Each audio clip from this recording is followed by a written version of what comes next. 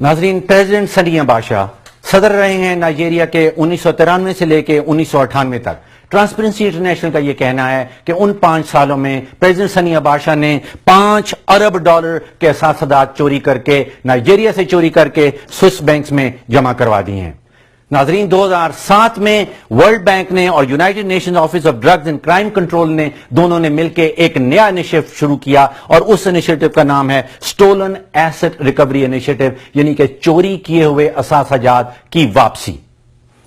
Stolen asset recovery initiative یہ کہتا ہے کہ ترقی پذیر ممالک میں سے سالانہ $40 ارب کے اثاثات چوری کر کے سوئس بینکس میں بھجوائے جاتے ہیں۔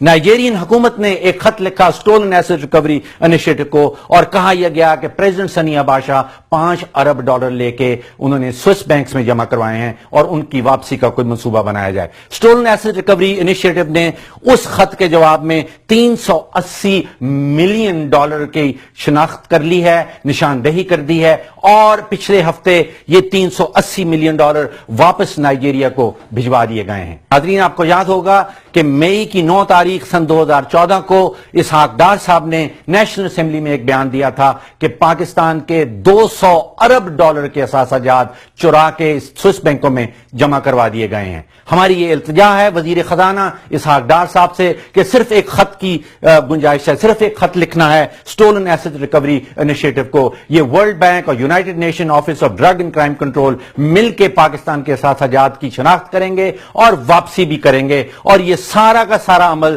فری آف کاسٹ ہے۔ اس میں پاکستان کی حکومت کا ایک پیسہ بھی نہیں لگے گا، صرف ایک خط درکار ہے۔